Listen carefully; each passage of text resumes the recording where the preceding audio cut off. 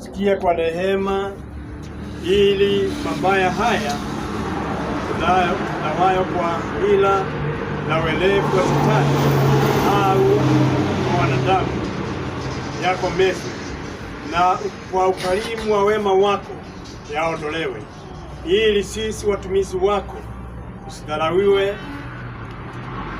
kwa mateso yoyote, bali tukushukuru daima katika kanisa lako takatifu kwa Yesu Kristo Bwana wetu.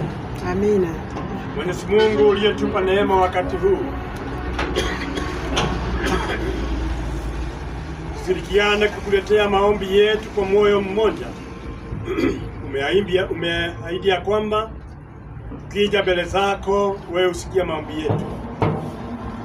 Baba, wakusihi kwa unyenyekevu uangalie kwa rehema zako udhaifu wetu, na kwa ajili ya utukufu wa jina lako tuepushie bali mabaya haya yote tuliyoyastahili kwa haki.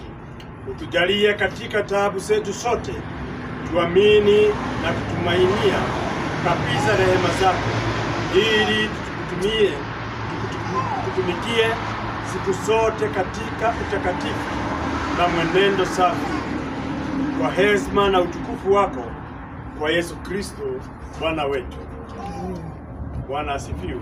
Amen. Mungu aendelee kuwabariki, kutia moyo na kusimama na nyinyi kila wakati. Bwana asifiwe. Amen. Kila mmoja wetu endelee kuomba Mungu atupe nini? Hema.